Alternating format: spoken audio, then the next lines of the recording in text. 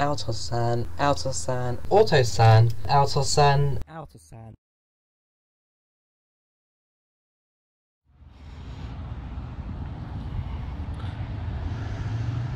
Autosan S.A. are a Polish bus, train and carriage construction company established in 1832. Changing their focus depending on what was in demand, they are one of the first companies to restructure themselves after the Second World War, and by 1950 were fully back in business. Known for their H Autobuses series, I decided to ride on one of their H10 buses. Starting to show their age, with a number of these now facing scrap, this would also possibly be my last time to actually ride one of these buses, so I checked the local timetable, noticed that there was a PKS Yarosław terminus in Tarnogrod, and made my way up to the bus stop.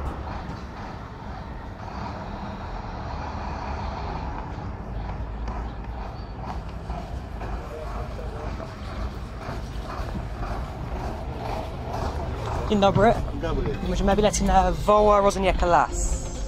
No. Co ci się taki autobus podoba, że nagrywasz?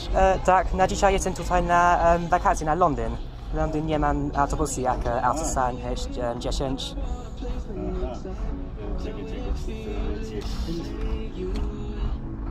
Wola Różaniecka, 2,50.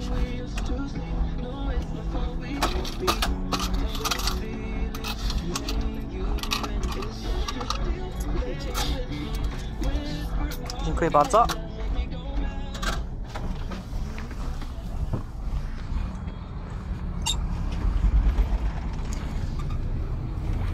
While under control of the Soviet Union, Poland experienced basic improvements to their infrastructure and were in need of a new bus capable of travelling intercity, as well as one that could run on Poland's most rural and poorly maintained roads.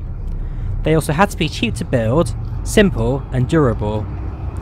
Autosan, who had established themselves as a partnership with the Macedonian company FAS Sanok, were up for the task and worked with them to develop a prototype Sanok A9 in 1967. This bus used a British Leyland axle and could carry 38 people seated.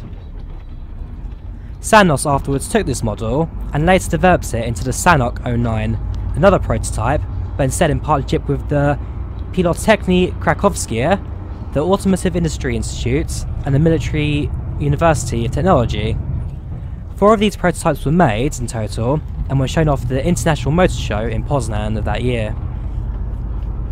SAN, another company, were also developing a bus, the SAN H100. Production of this one started in 1967, but it proved rather unpopular as comfort levels for passengers were very low. Max capacity of it was also only 19, meaning it also proved impractical for use. The Sanok H9 proved to be much more popular, and Sanok were ready to return to Autosan to put the bus into full production. In 1970, the Autosan H9 was born. The bus itself proved very popular and hundreds of models were made. In the late 1970s, there were then calls to make an extended version of the bus to hold more passengers over longer routes, to which they responded with the Autosan H10 in 1981.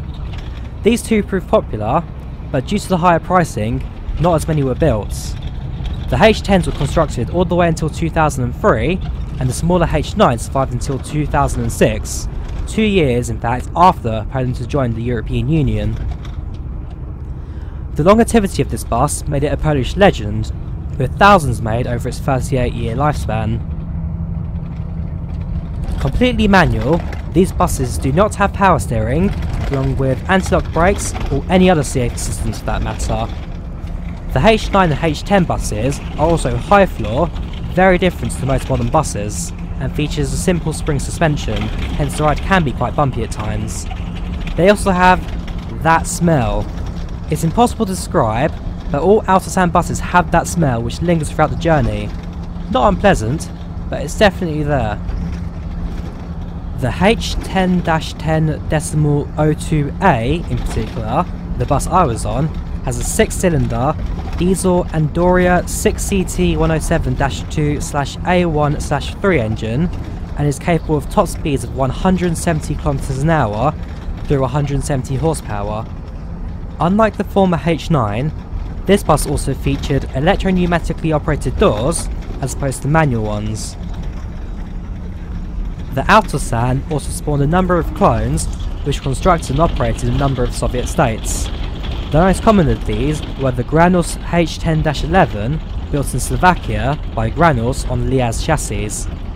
There was also the Russian PAZ 5269, which served in most of mainland Russia, and most interesting of all, the Autosan H10-11 BT, the trolleybus variant of the Autosan. Most Autosan buses operate under the local Przedsiębiorstwo Komunikacji Samochodowej, or PKS for short. This structure works where the bus driver will get their own license and also own their own vehicle. They'll then run it under contract for a company for certain benefits such as a new repaint, modifications, maintenance, or even in some cases, a new bus.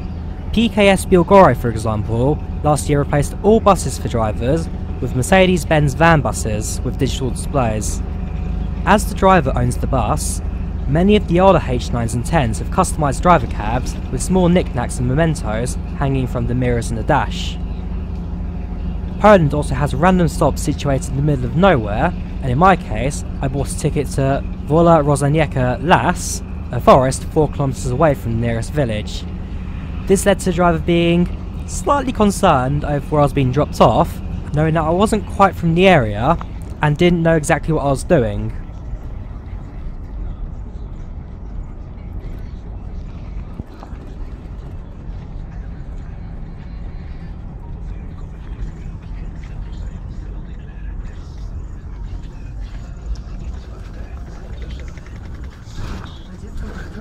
Do czego to ci jest potrzebne? Co?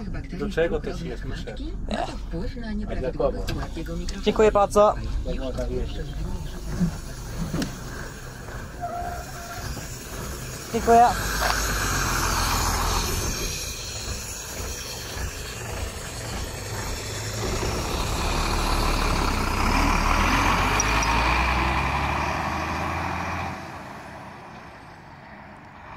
After the bus departed, I decided to stick around for a couple of moments and check out the top itself. Both sides of the shelter, but no windows. There was also a basic bench in one of the shelters, with one of them having seen better shape than the other one. In terms of landmarks, the only thing I could find here was a small World War II memorial with candles lit at the foot of the stones, a symbol in Poland to respect the dead. It was also All Saints in Poland on the weekend, meaning that there was definitely some activity here and would be over the next couple of days. Other than that, there was nothing else here. Service is very sparse, with one scheduled stop every 2 hours.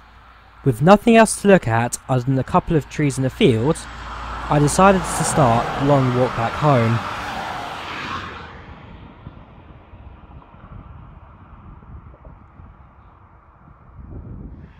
Walking back home, I also came across another bus stop, this one at Gorony. Being in an actual town, I decided to check it out and see if it was in any better shape than the one in the middle of the forest. Has a window.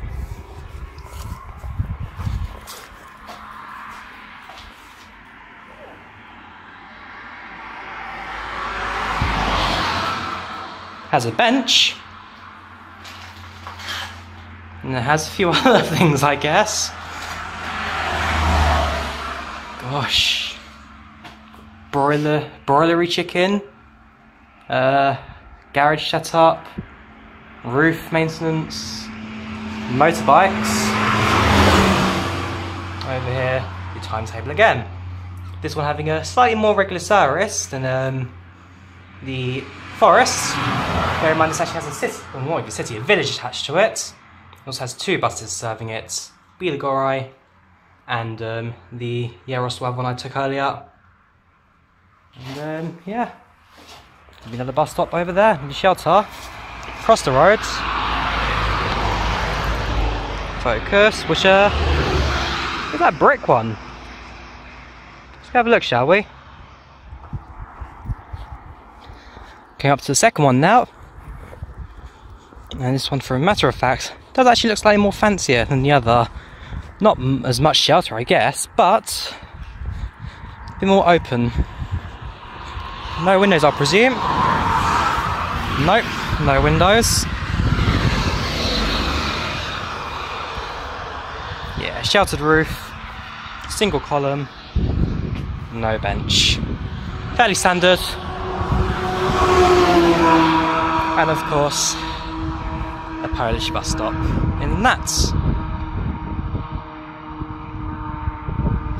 Oh, it's an old Opel van there, or Vauxhall if you're in the UK.